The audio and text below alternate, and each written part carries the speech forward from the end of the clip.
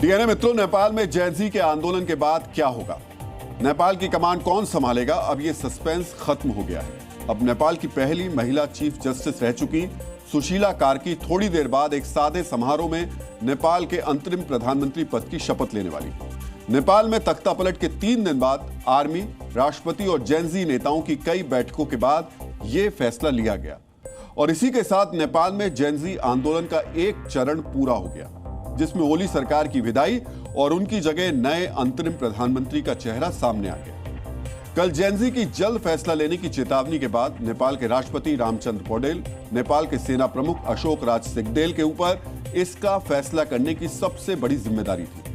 राष्ट्रपति भवन के बाहर छात्रों के दबाव के बाद राष्ट्रपति रामचंद्र पौडेल, जो पहले संसद भंग करने को तैयार नहीं हो रहे थे, उनको भी झुकना पड़ा और राष्ट्रपति ने नेपाल की संसद को भंग करने का आदेश दे दिया। पूरे दिन चली बैठकों के बाद जिन नेताओं ने अभी तक इस्तीफे नहीं दिए थे, जो नेता मांग कर रहे थे संसद को भंग नहीं किया जाए, उनको भी स्वीकार करना पड़ा कि जैनजी प्रदर्शनकारियों की मांगों को नजरअंदाज करना मुश्किल है। यानी युवाओं के दबाव में ही संसद भंग और कार्की की नियुक्ति का रास्ता साफ हुआ। नेपाल की अंतरिम सरकार का नेतृत्व सुशीला कार्की करेंगी। ये 24 घंटे पहले ही तय हो गया था, लेकिन पेंच सिर्फ इस बात पर अड़ा था कि संसद को भंग किया जाए या फिर नहीं किया जाए। सुशीला कार्की और जैनजी इस बात पर अड़े हुए थे कि नए प्रधानमंत्री के शपथ से पहले संसद को भंग कर दिया जाए, जबकि नेपाल की राजनीतिक पार्टियां चाहती थी संसद भंग ना हो और पार्टियों के सांसद बने रहे। लेकिन नेपाल के संविधान के मुताबिक ये संभव नहीं था।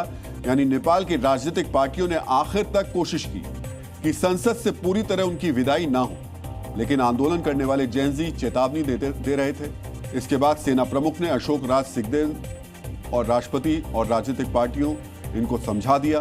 देश की संसद और सुप्रीम कोर्ट को चलाने वाले जैनजी का आंदोलन फिर से भड़का तो इस बार उसे रोकना सेना के लिए मुश्किल और बहुत मुश्किल होगा। सेना प्रमुख की इस चेतावनी के साथ राष्ट्रपति भवन के बाहर छात्रों के दबाव ने नेपाल में राजनीतिक असमंजस को खत्म कर दिया। इसके बाद राष्ट्रपति रामचंद्र पौडेल ने सुशीला कार्की को सत्ता सौंपने की तैयारी शुरू कर दी। जैनजी के साथ साथ प्रधानमंत्री बनने की रेस में सबसे आगे चल रहे काठमांडू के मेयर बालेंद्र शाह ने भी सुशीला कार्की को समर्थन दिया। इसके अलावा राजा ज्ञानेंद्र भी इसी स्थिति में सुशीला कार्की को प्रधानमंत्री पद का सबसे योग्य उम्मीदवार मान रहे थे। नेपाल के लोग भी सुशीला कार्की के प्रधानमंत्री बनने से खुश नजर आए। The best, and she is the capable lady for this situation. And at this moment, Sushila is only the person who can control the situation, and she is the one who can deal the all everything. We were wanting her for a long time, and Gen Z, this revolution was not just for a day or two. It was like for years and years people were longing for something like this, and we are so happy. आज आपको यह भी समझना चाहिए नेपाल की प्रधानमंत्री के तौर पर सुशीला कार्की के सामने कौन कौन सी चुनौतियां होंगी। तो सुशीला कार्की के सामने सबसे बड़ी चुनौती नेपाल में निष्पक्ष और स्वतंत्र चुनाव करवाना है, क्योंकि नेपाल में राजनीतिक अस्थिरता और चुनावी धांधली की समस्याएं काफी पुरानी हैं। जैनजी को उनसे उम्मीद है कि वो चुनाव प्रक्रिया में पारदर्शिता तय करेंगी। इसके लिए उनको एक मजबूत चुनाव आयोग, चुनाव पर्यवेक्षक और एक निष्पक्ष मीडिया की आवश्यकता होगी। इसके अलावा नेपाल के विभिन्न जातीय और सांस्कृतिक समूहों के बीच भी सामंजस्य स्थापित करना होगा। लेकिन चुनाव से पहले उनको भ्रष्टाचार मुक्त सरकार चलाकर नई सरकार के लिए एक नजीर भी पेश करनी है। नेपाल में भ्रष्टाचार एक गंभीर समस्या रही है और इसके खिलाफ ही जैनजी ने इतना बड़ा आंदोलन किया, जो ओली सरकार के तख्ता पलट की वजह बना। सुशीला कार्की खुद भी भ्रष्टाचार के खिलाफ आवाज बुलंद करती रही है।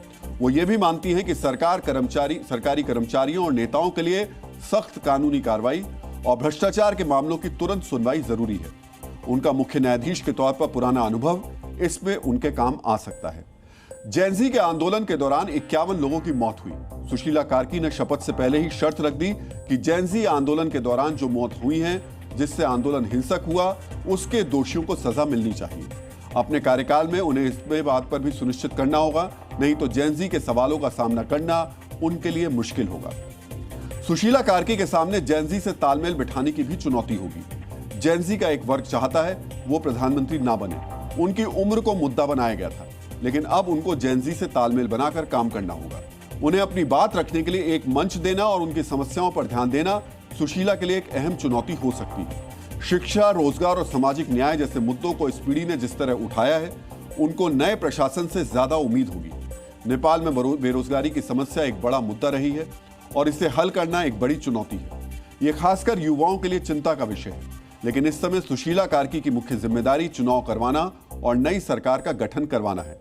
लेकिन अगर रोजगार सृजन के लिए वो कुछ बड़े और प्रभावी कदम उठा पाती हैं, तो नेपाल के युवाओं के अंदर इसको लेकर के सकारात्मक असर दिखाई दे सकता है। Z News.